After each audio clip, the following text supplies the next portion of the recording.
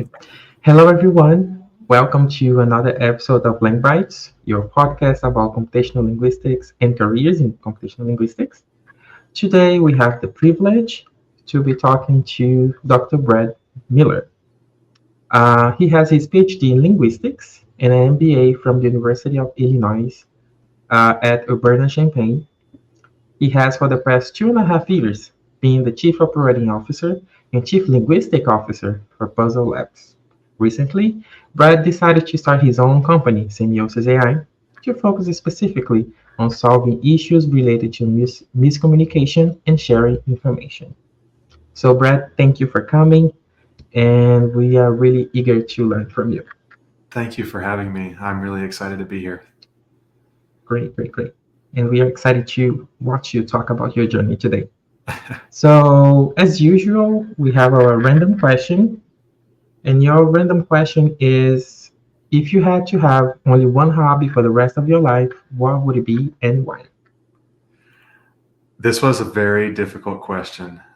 This is not some. I like a lot of different and seemingly random things, and so if I had to pick only one hobby for the rest of my life, I think it might be woodworking. Just Ooh, making things with wood and creating new things, being able to something around the world of woodworking and perhaps construction or building things, making things, creating nice. things with my hands. I'm not very good at it, but I would like to do that more. Well, if you keep practicing for the rest of your life, then you will be good at some point. Exactly. That's great, great.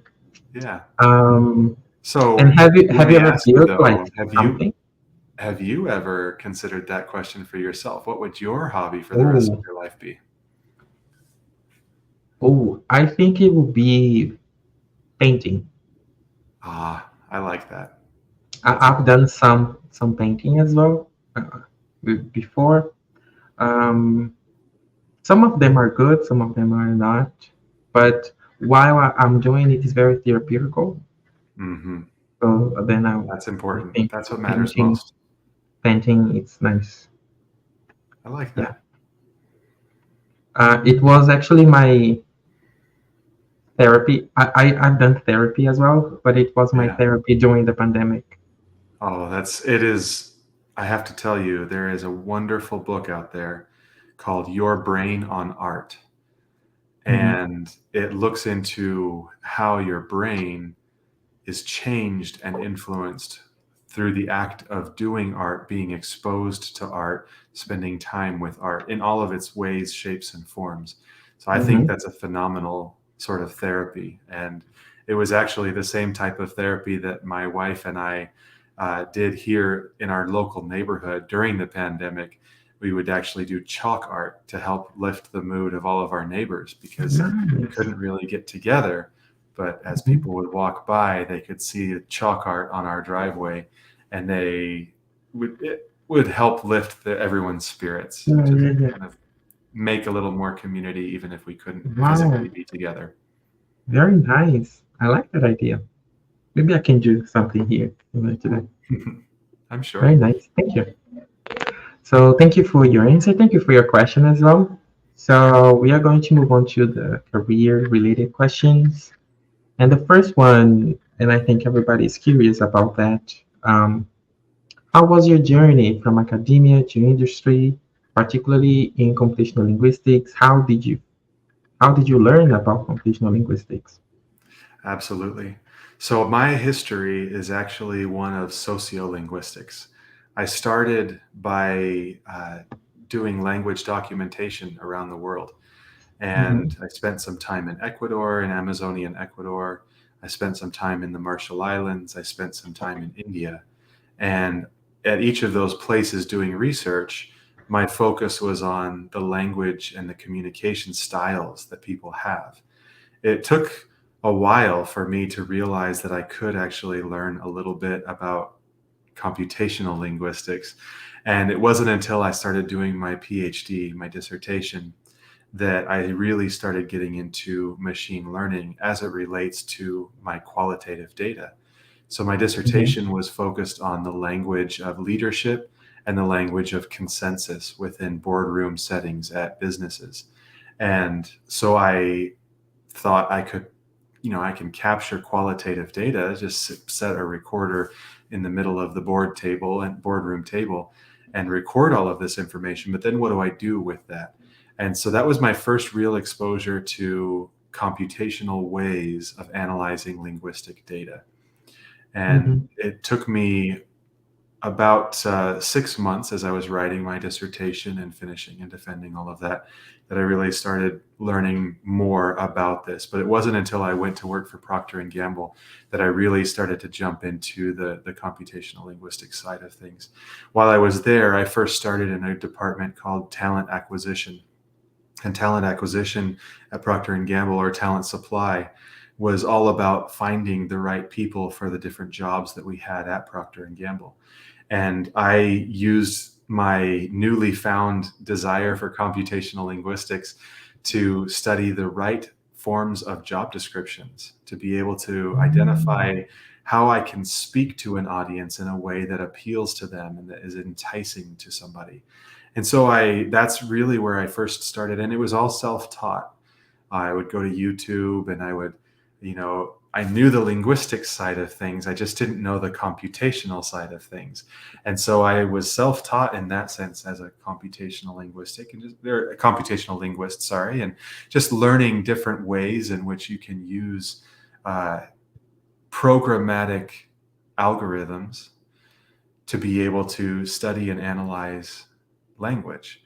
Um, there have been moments in my career since then that I started with using R and that just didn't cut it. And so I needed to jump into Python and start learning Python.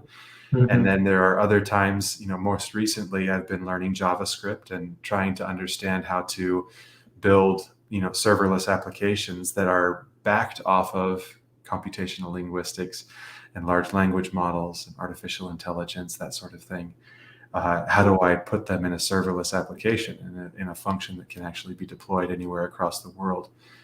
Anybody can use and take advantage of the tools that I'm building.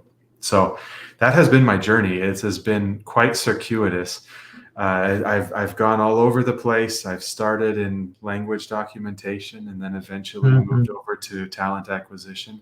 In the middle there, I actually spent some time more heavy on the computational side, where I was leading the operations for consumer research at Procter and Gamble, specifically using the Internet of Things, or IoT devices.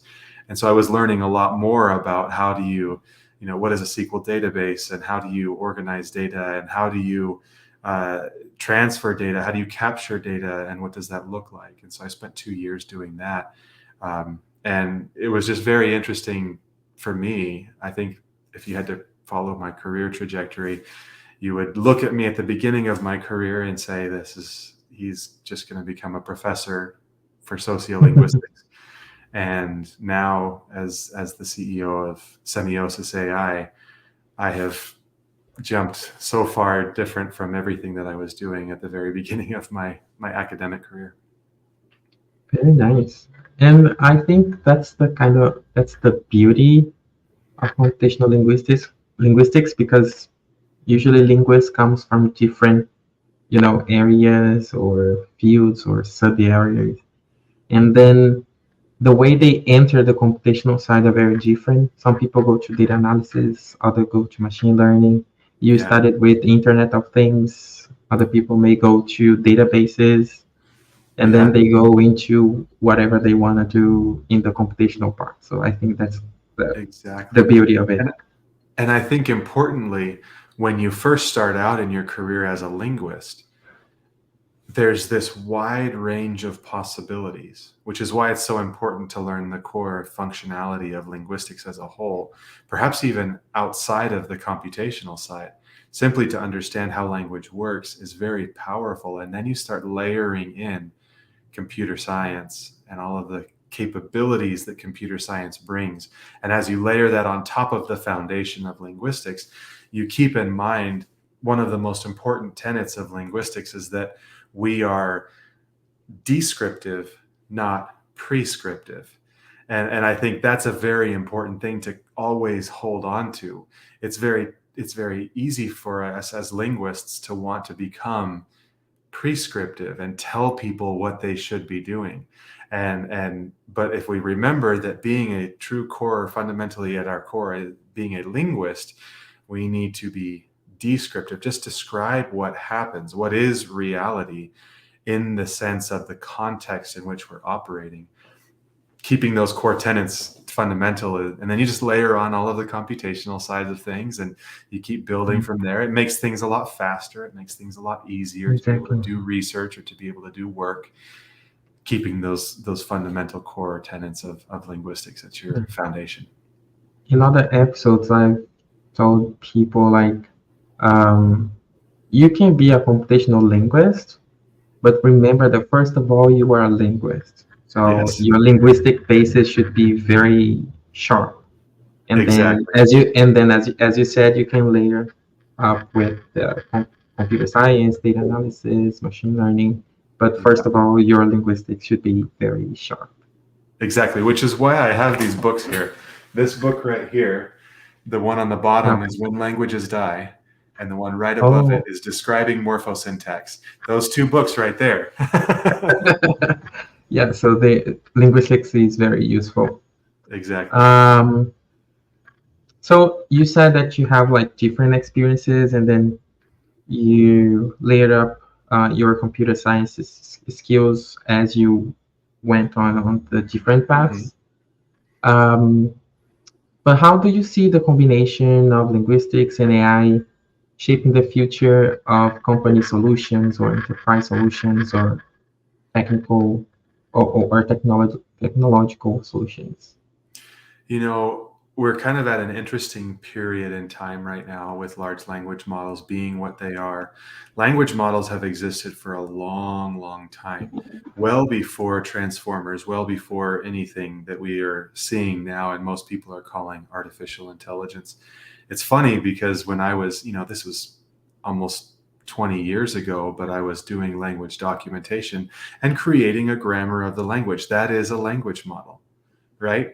A grammar of a language is the language model. Now, it's not statistically biased, it's not statistically weighted, and it doesn't have the ability to generate uh, spoken or visual or anything like that. You can't generate anything from that, but you can teach a language to a child.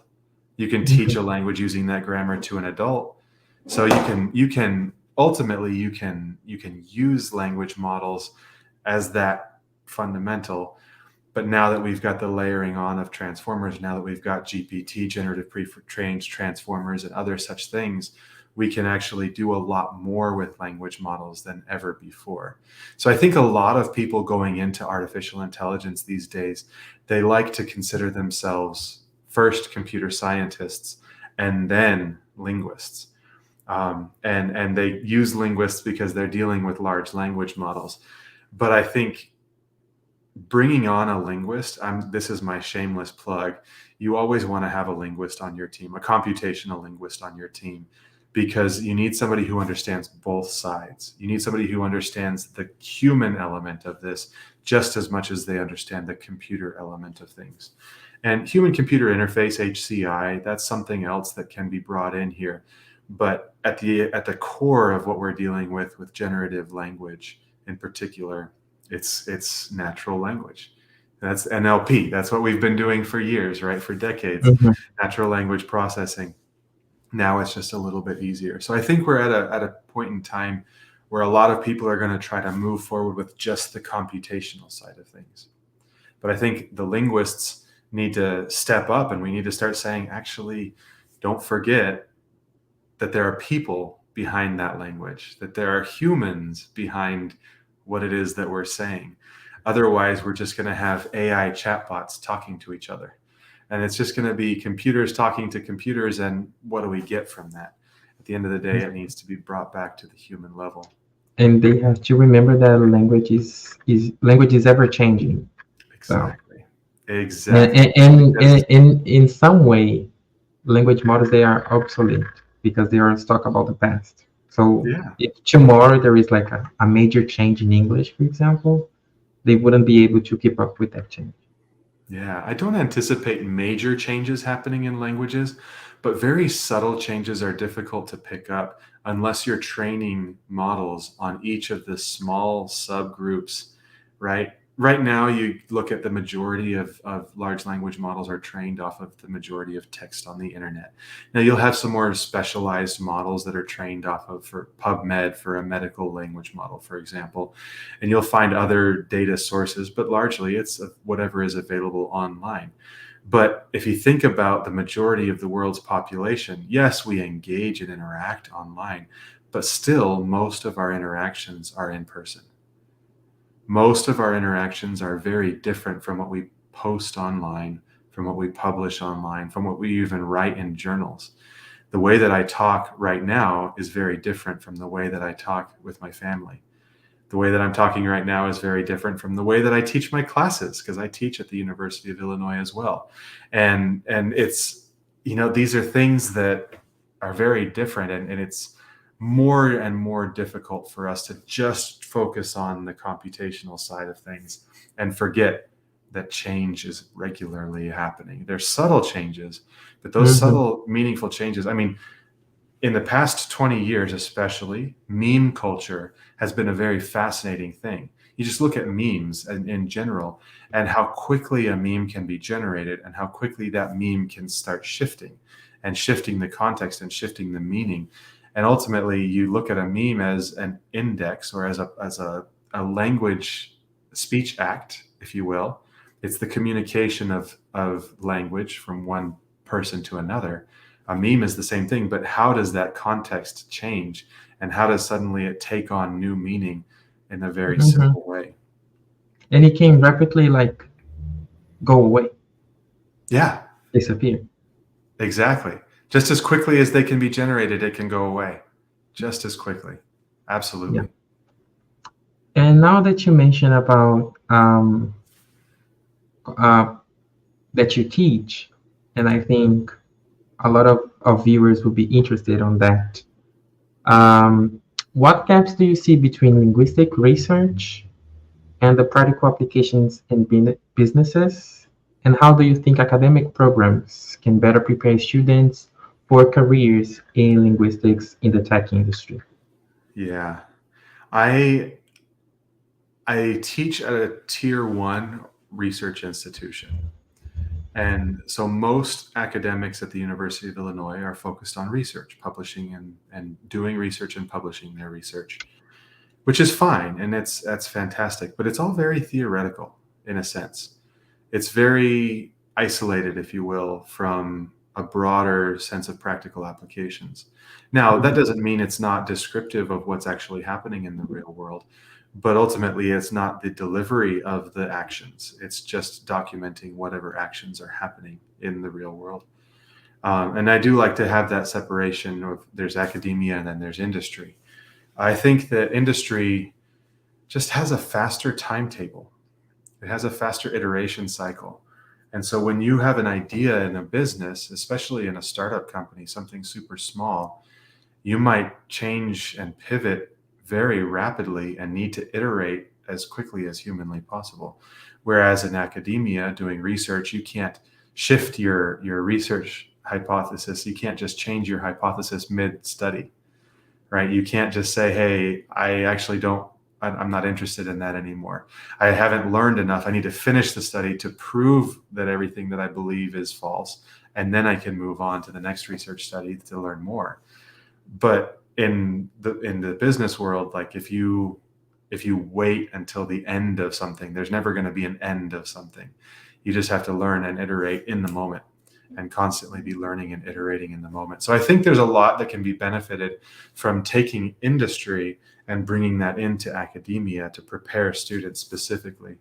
I don't teach in the School of Linguistics or in the College of I actually teach in the College of Information Science, and the class that I teach nowadays is data storytelling. So, introduction to data storytelling. How do you take data, capture data, use data, and tell meaningful and impactful stories in ways that influence others, in ways that help others to want to do something meaningful? Mhm. And I've found that bringing real world examples is very powerful for my students. When I can show them, this is what I did, or this is what someone else did, and I have deep experience looking at, building commercials, for example, or I've got experience in, communicating a plan, a strategy inside of a business and getting people to accept that and say, yeah, let's move forward with this plan, or let's change our strategy, or let's learn from our customers in this way or that way. You have to be able to tell stories that are meaningful, that actually get people to do Mhm. something. And I think that's where industry can really benefit academia, as you are helping and you're guiding the students to prepare themselves for either industry or academia, whatever it is that they want to do. Either way, real world applications are always Yeah. helpful. I think with this type of approach can help with basically or mainly with two things. What activities you can do as a linguist in a company, at a company, but also what type of roles you can take on at a company. Yeah. Because I feel, and I had this difficulty, and a lot of my friends have or has had. They don't know what a linguist can do outside of academia, outside being a researcher. Yeah. So then I think having this kind of practical approach when teaching will be a good opportunity for them to look for those type of roles. I agree. I think as linguists, we are trained to be able to translate, if you will, to be able to look at one speech act and interpret it for people in a way that is meaningful and helps them understand it. And I think that's something that we as linguists can really bring to the table and really help a lot of people, especially linguists, but we can help others Mhm. as well, because most people don't understand what they can do with their degree. Right? Exactly. Accountants feel like the only thing I can do is accounting. And people who study finance feel like all they can do is work in investment banking. And they don't Mhm. realize that there are other opportunities that would be would benefit from the skill sets that we have learned in the course of our studies. There are so many areas in which people can benefit from those skill sets, but we don't even realize that those are opportunities available to us. And the hiring managers, the people who are looking for people, talent, they only keep in mind, oh, I need to look for somebody who has a computer science degree, or I need to look for somebody that has an engineering degree, a mechanical engineering degree. And they don't think perhaps somebody with a different degree that has a wider range of skills, who also has the core needed skill set, but who might also have capabilities somewhere else. That's where linguists can really excel and shine, as we can help hiring managers, we can help others realize the potential that comes from whatever different degree. I mean, a communications major is actually a really valuable degree when you look at how we need to be able to communicate in user interfaces, communicate effectively. So it's not just a marketing space that people might want to work in, but they might work in doc ops. So at a tech company where you've got the docs and you need to be able to Yeah. communicate what you've built in code in a way that the developers can actually implement that code, right? That's a really valuable trait that you might want to bring in a communications person to help you with the operation, or help you with the docs and just improving the quality of communication. So there's just, I think I can get off of my soapbox, but I think that most people don't realize what is possible simply based off of their own capabilities, Yeah. their own training. And I think to take on that, um, as I said before, a lot of my friends they don't have any idea of what they can do with their linguistics degree. Actually, I don't know if you know this, but here in Brazil we don't have most universities don't have a linguistics major. Mm-hmm. It's something we call letters. It's a Mm. combination of literature, linguistics, and language teaching. It's a combination. Interesting. It's a combination of those three areas, and usually you have an emphasis on a language, Portuguese or English or Spanish, and then you, for example, if you focus on Portuguese, You're going to learn literatures written in Portuguese, Portuguese linguistics, and Portuguese language teaching. Hmm. Okay, interesting. And then people usually get out of those, they graduate thinking that they can only be researchers or language teachers. Yeah, So that is to say, linguists I can say from here in Brazil, but I believe in a lot of places, struggle with translating their academic skills or academic abilities into industry applications. yeah. So, what strategies do you recommend them to do for making this transition smoother or better? Mm. It's very important to know the language of the end goal. So let's say you want to make a transition from being a sociolinguist, which is what I was, to a I was a computational. sociolinguist as well. I love it. But going from sociolinguistics to computational linguistics, you need to understand the language of both departments, both groups, right? Sociolinguistics, we talk about things in one very particular way. Computational linguists talk about things in a very slightly similar but slightly different way. And so you need to understand the language of both parties and then translate from A to B. That's all it is. And so if you're looking to make a very wide jump, for example, I probably couldn't become a lawyer tomorrow. That's just not a very that's not a very easy jump for me to be able to make. I could pretend and I could learn the language of law and I could perhaps engage with and speak with a lawyer in a way that's meaningful, but I couldn't become a lawyer very quickly. So I need to think about what's the incremental step. If I want to become ultimately a product manager and I have a background in linguistics, perhaps I want to start by looking at a company that's going to say that works with language on a daily basis. Go to a company like Grammarly or Duolingo or something like that, where they're dealing with language as their product. That way you can say, I have a linguistics background and I want to be a product manager. This is how my linguistics background is very useful and helpful as a product manager here.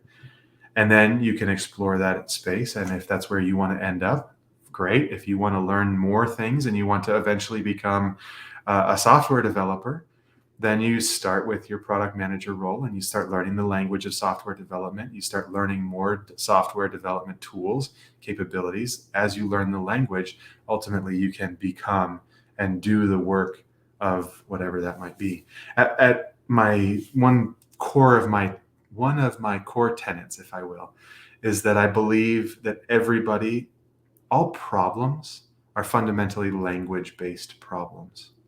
And all Mhm. expertise is fundamentally based off of your capability and your understanding, fluency, if you will, of a particular language. And so all you have to do is learn the language of the job, and then you can start acting in that role and eventually become better. And I recently heard something that I really, really liked, and I appreciated it because I am not a developer, right? I'm not even a computer scientist. I'm a linguist. That's what my Mhm. formal training is. I have a PhD and two master's degrees in linguistics. And that's what I am. But I am an imperfect and improving computer scientist. So that doesn't mean I'm really good at it. I'm imperfect, but I'm improving. And I will eventually get better. But I think, and my friend who told me this, I just really appreciated his insights because he just said, yeah, you may not be a computer scientist ever, but you're imperfect and improving. Great. I remember also, I think it's a similar saying a friend told me. Like, he he's not he's not the best coder as a linguist, but he's the best linguist as a coder. Exactly. You Exactly. know, I he am I am not the best linguist out there, but I am the best linguist who has a background in IoT and in developer tooling and a little bit in recruiting and HR and like I'm the best me. I'm the best exactly. version of me. And there's no one else out there that is the better version of me than me. And I think that's something that most people don't get. I think it's unfortunate, but most people don't realize that we don't need another person who is like so and so. We need somebody more Mhm. like you. Great. Yeah, I believe so. And also, as you said, I think we should make things a little bit more contextualized. For Mm, example, if you, as you said, if you want to become a program manager, what do you have? What do you already have that is going to be useful for that type of position? exactly. Maybe you don't have any management experience, but you have, I don't know, you were part of the academic newspaper at your college. So now you know how to write Yeah, clearly. So that's a very important skill for a program manager to have. So make sure exactly. that you, highlight those type of skills when you're applying or when you're interviewing, so that the recruiter can say like, this Exactly. is, especially if it is a junior opportunity, maybe you can say, hey, I only have those type of skills, but I'm willing to learn more. And then the recruiter will see that, hopefully, will see that, and then they can Yeah. give you the role. 100%. I absolutely agree. I think it's helping them, also helping them see what potential you have, which is really difficult when we don't even realize our own potential. But in the interview, especially, and this is something that I'm very focused on, especially lately, because I've been focusing on doing work in, that's what Semiosis AI does, is we're helping with the job search in particular, as people are looking for new jobs, as people are looking for a job straight out of college, straight out of high school, even as people are looking for a job, they don't realize their own potential. But once they recognize what they want to do, then it's about helping the recruiter, the hiring manager, understand what potential you can bring to the table. And so it's all about telling the story in a way that helps them recognize it, helps them realize it. So it's very top of mind for me right now. Oh, nice. So maybe I can jump up to another question that I have, Yeah. is that how can linguists effectively communicate the value of their skills? As we are saying, they should be contextualized, but can you give us other ideas how they can communicate the values of their skills to potential employers in tech? And Yeah. having in mind that probably they don't have any idea what linguistics is. Yeah. Most people don't know what linguistics is. They just don't. And it's nothing against them. It's not a very common or popular degree. Yeah. Um, but what I like to tell people is to use metaphor. Use Mhm. metaphor. There's a book. Um, it's the dark one right there. Okay. Metaphors We Live By. Oh, And in Metaphors We Lakoff, Live right? By, I'm sorry, what? Lakoff? Yes, yeah. Lakoff. Yeah. Lakoff, yeah, absolutely. And that book I really like, and it's been top of mind lately because I'm considering writing a variation of that book where it's Metaphors We Innovate By. But as you think about the benefit of a metaphor, that is really how you take somebody who is an expert in one space and help someone who is not an expert in that space understand the expertise in that other space. We use metaphors all the time, and that's usually the best way that linguists can help non linguists understand the benefit, the value that they bring, by using metaphors and helping them recognize through something that's relatable to them. So if you're talking to a hiring manager and they're looking at bringing you on as an IT specialist or somebody in information technology, if you know the right words that recruit, and the recruiter may or may not be actually a practitioner in that department, it depends on the Mhm. size of the company. Most likely they won't be. And so that recruiter really just knows to look for the right words. And so you just have to help them by showing and saying the right words, saying those things that will like trigger in the recruiter's mind, yes, this person is qualified to do something in this space. And then obviously you've got to go through the interview process, and the interview process is best, when you, well, there's two sides to this, but let's dive down that actually, the interview process for a moment.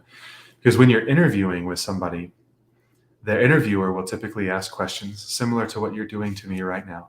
You ask a question, and then the responsibility of the interviewee, the person being interviewed, is to help the interviewer recognize and identify that you would be a good fit for the team that they're hiring for. So, one question that's very common is, tell me about a time when you led a team or worked in a team in which you didn't have, nobody agreed and you kind of had to come to a conclusion together. That's a very common question. I didn't phrase it very well, but it's common in that space. Like, tell me about a time you were on a team. Y'all didn't agree. You didn't agree. You didn't come to a conclusion. How did you bring everybody together and come to the end goal? Well, they're not really asking about what everyone else did. In an interview, they're asking only about what you did. And I like to tell people to use the CAR model, CAR, context, actions, and results. So when you're going into an interview like this, you want to give the context in which you are operating and give context that makes sense to the future role that you want to have, right? If I'm working on a school project, don't focus in and say it was a school project that the professor assigned me and my colleagues to work together on this school project. No, you want to show them that you can come together with a wide range of team members and you can come to an agreement. So instead of saying the professor just assigned me to these other people, you can say we had a wide range of backgrounds. There were people from a whole bunch of different departments, a whole bunch of different majors, but we all came together and it was really difficult for everybody. We were all talking over each other. See, now I'm going into the answer of the interview question. We were all talking over each other. And because we were talking over each other, nobody seemed to really understand each other because someone came from computer science and I came from linguistics and somebody else came from economics and somebody else came from business and nobody understood each other. But I'm a linguist. My role, my responsibility, my job is to help translate. So I stepped in and I took the engineer and I took the person from business and I took all of these people from different groups and I helped them communicate with each other by serving as the go-between, by being the translator. Ultimately, my group was able to be successful because I brought everybody together and served as that translator. So if you're wondering whether or not a linguist should be on your team, you got to ask yourself, does everybody speak the same language? Do you all communicate with no misunderstandings? If you have any misunderstandings on that team, you need a linguist. That's why you need me. Nice. Nice. And see, now they're like, oh, yeah, I really need you because I do have misunderstandings. Actually, I had a misunderstanding earlier today. And that's how we can help people realize. You have to create a demand that Exactly. they need you, that they need you. It's not creating the demand. It's helping them recognize the demand that's already there, that they don't even realize they have. Most problems are language problems. And helping people realize that this problem is actually a communication problem, a language problem, and I can help solve that, that's why they need me. And I think it also goes along with the lines of we should learn a little bit, or at least the basic of personal branding, of Yes. self-branding. Because then an answer as the one you just said, it would only come from someone that does their self-branding or knows what their value as a professional is. And that comes through studying and learning about personal branding. And having confidence. Having confidence in That your too. personal brand. That's a hard one. That's not Yeah. something that can easily be gained. But ultimately, as best you can, try to have confidence in who you are and recognize that I I try so hard to just tell everybody I meet, don't be someone different. Just be yourself. Be your very best version of you. That's all the world needs. Yeah. Mm-hmm. Great. And I think other type of information that the viewers might be interested from an employer's perspective. You are working at Puzzle Labs. Now you have Semiosis AI. What skills are critical for linguists wishing to work in tech? Uh, I think number one is actually not something that is trained in linguistics. It's not usually something that's trained in academia in general, but it's a drive. It's the ability to try out new things and be willing to fail, but to constantly be learning. And that's something Mhm. that I do appreciate from my PhD, was learning how to learn. But I think the skill of being able to drive and say, I've got an idea, I want to see how far I can take that idea, and producing something of value, that's perhaps one of the most critical skills that most people really struggle with. Um, yeah. So if I can give some advice on how to prepare yourself, or how to actually try to gain that skill in your linguistics classes as you're studying, what you need to do is look at interesting problems and then ask yourself, is there a real world problem that I am facing or someone close to me is facing right now that I can try to solve using this thing that I just learned? And find the problem, solve the problem, and learn as you have to, as you solve the problem. And that is a capability that just Yeah. is leaps and bounds super valuable. Yeah. The And only if person that I've ever possible, hired on the spot, I've hired only one person on the spot, and that person came in to the interview and he showed that he had the capability of just working on interesting projects, things that he was fascinated in, and delivering something of value based off of something that he was interested in. And I just said, I need that. I need that skill right now. I need somebody who's willing to take a problem and solve that problem without anyone else telling them what to do, without just being able to figure it out on your own. Oh, that's such a valuable skill. mhm. And I would add to that, after a while you're solving these problems, register them somehow because it can become your portfolio. Yes, yes. Put them, a resume is a horrible example of our capabilities.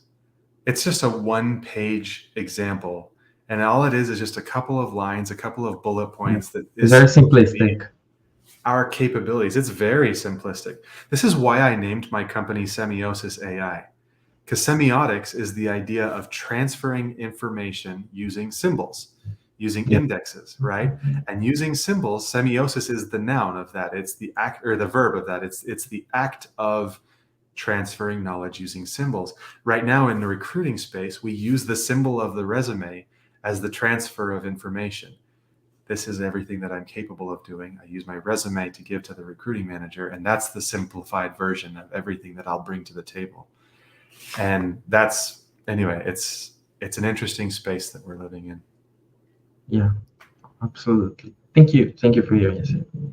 Yeah. Um, and then, as our last question, if you could give one piece of advice to a linguist who is just starting out their career, what would it be, and why do you think this piece of advice is crucial for long-term success? Hmm. I would give the advice that I got when I first started my master's PhD program here at the University of Illinois. A friend of mine sat me down and said, Brad, what is your dual major going to be, or your dual degree? And I was a little confused by that, because I thought I wanted to be a linguist, and I do want to be a linguist. I am a linguist now. And I thought, well, shouldn't I just focus on linguistics? And what she said was very impactful, and that's what I'm hoping we can leave with the listeners here.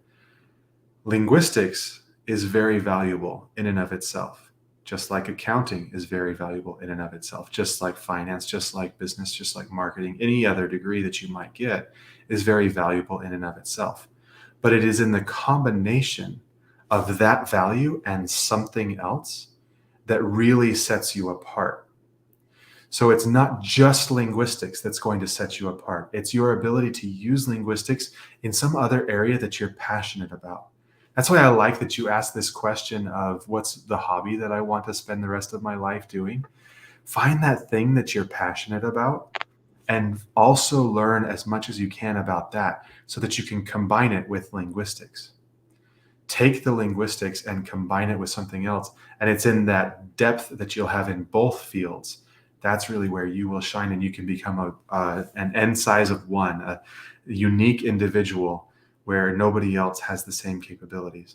Very, very, very few people in the world have a PhD in linguistics and a master's in business administration. That's what I have, right? That was my dual degree because I knew I wanted to study the language of business. And so it's that combination that really sets me apart. And there are a handful of others that have both degrees, but not very many of us. And so that's really where I can step up and say, I am both. Yeah, exactly.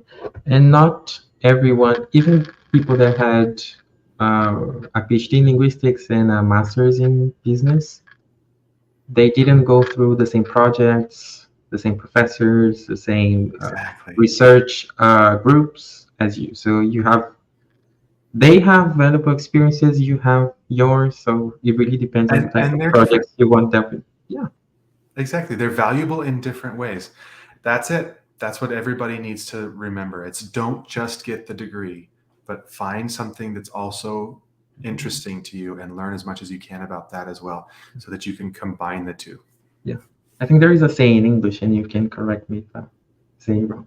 Like different strokes for different folks. I have heard that before. It's not a very common phrase, but yeah,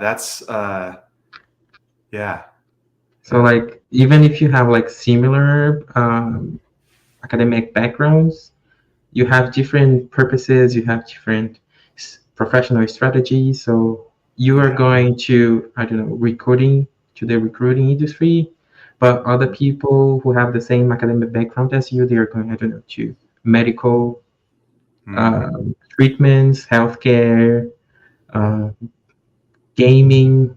I don't know, Anything is a what possibility. whatever fits them. And you know Uh, what's interesting about that saying there? Remember your hobby, you would be an artist, you would be a painter. The stroke is going to be different, and you can actually identify a painter, an artist, by their stroke. Different strokes from different folks. That's what that means. That's where that comes from. Again, the value of metaphor, right? yeah, exactly. So just before we finish, I think you have some questions to I ask me, do have right? questions for you. So Yeah. feel free to ask them. Yeah, as you have been looking around and as you've been, and we talked a little bit about this earlier, but as you've been talking with people, specifically computational linguists, trying to find jobs, what are the biggest struggles that you've seen people facing? Okay. I think it's not only one, I think there are some Yeah. issues that they're facing. The first one I mentioned previously is knowing what they can do outside academia. And in the Brazilian context, I can say from experience, what they can do outside academia and teaching in the basic education schools. Um, and this is only by people can only overcome that by exposure. And that's why one of the reasons I created this video cast is because of that, so they can have exposure to different careers. Hmm. Um, the second issue would be acquiring the new skills that the market demands, especially, um, and I'm not saying about the soft skills, but the hard skills related to statistics, programming, machine learning. Um, although there are several materials on the internet, like courses, ChatGPT itself can help someone learning those type of things. Um, but at the same time, it can be very overwhelming with this whole uh, like bolt of every material in the world that you can have, especially if you are uh, if you know more than one language, then you have like two languages to learn from, and then that can be a little bit even more overwhelming. Absolutely. And also combined with the first issue, like, okay, I've decided what I wanted to do with linguistics, but now I have to decide what I want to do with the computational part. Because as I said before, you can be an engineer, you can be a software developer, you can be a data analyst, you Yeah. can be like a chatbot developer, because it's very different too. You can there is this new name like an AI engineer or LLM engineer. So Hmm. you have even more difficulties in choosing one and then acquiring the hard skills. And also,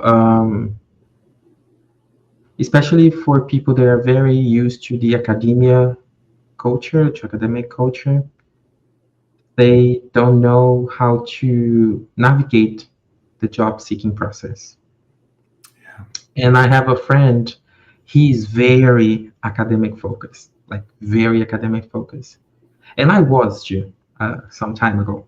I really was like super academic, like I want to become a professor. Now I don't want to, but previously I was. And then now I have a little bit, I'm not like super businessman, but I have a little bit more towards the industry mindset. Yeah. And he said, no, I can't have your mindset because I don't know how to navigate the industry and etc. And I told him, no, this is a skill. I was academic focused. Then I started to study about it. And even throughout the job seeking process, you learn a little bit how it works. So the third issue would be for those who are very academic focused, those type of um, the path of learning how the applications, the industry, the market works can be very. It can be sometimes even like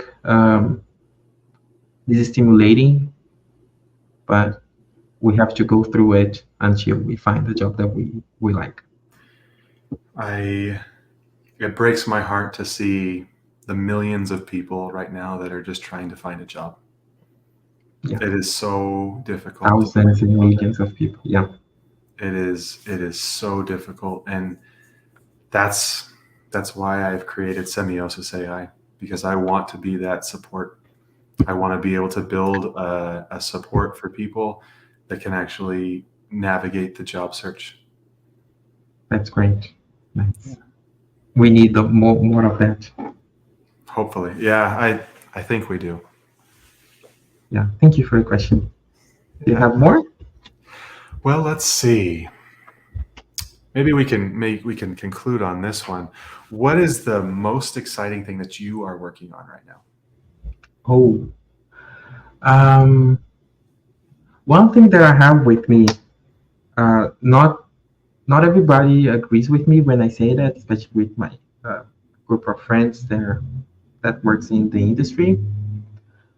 Um, and I'm not gonna say a specific thing, but like a context of things.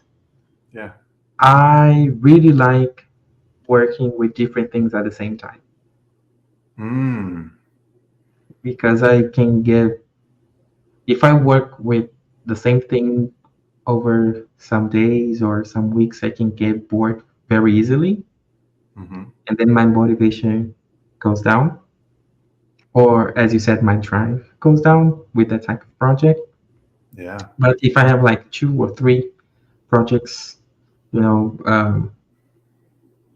functioning at the same time, when I'm tired of one, I can go to the next one, and then I go to the third, and then I come back to the first, and then my mind is always cooking. If I go to the second, my mind is cooking the first one. So Yeah. then, you know, uh, it always goes around like that. And it was something at my previous job, actually, it was something that I had to fight for because they were giving like one chunk of project to work in a limited time. And I said, no, I don't work like that. I need more. And then they started giving me more, and Yeah. the other people at the team they like it too, like having more various projects to work at the same time.